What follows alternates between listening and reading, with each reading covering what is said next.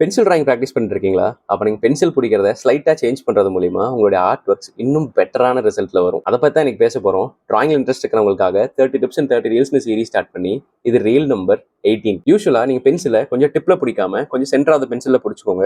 So that உங்களால பென்சில நல்ல ஒரு ஃப்ரீ ஃப்ளோ, ஃப்ரீ ஸ்ட்ரோக்கா போட முடியும். நீங்க எந்த அளவுக்கு ஃப்ரீ ஸ்ட்ரோக்ஸா நீங்க போடுறீங்களோ அந்த அளவுக்கு பார்க்க ரொம்பவே அழகா இருக்கும். உங்களுக்கும் ஹேண்ட் ஃப்ளோ பிராக்டிஸ் ரொம்ப ஈஸியா வரும். அண்ட் உங்களுடைய கை வந்து பேப்பர்ல டச் ஆகாம கையை கொஞ்சம் மேல தூக்கி வச்சே ஸ்கெட்ச் பண்ணுங்க. ஸோ தட் உங்களால் நிறைய ஃப்ரீ ஸ்ட்ரோக்கை நல்லா லாங் டிஸ்டன்ஸுக்கு போட முடியும். இன்கேஸ் நீங்கள் கையை வந்து பேப்பரில் டச் பண்ணியிருந்தீங்கன்னா நீங்கள் வரைகிற லைன்ஸ் வந்து ரொம்ப குட்டியாகவும் அதே சமயம் வாப்ளிங்கோடவும் இருக்கும். உங்களால் கையை அசைக்கும் போது அந்த ஸ்ட்ரோக்ஸில் வந்து உங்களுக்கு நிறைய வாப்ளிங்ஸ் கிரியேட் ஆகும்.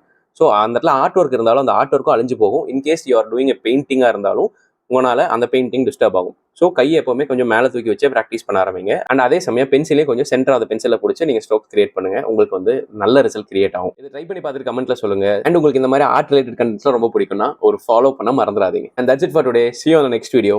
Bye.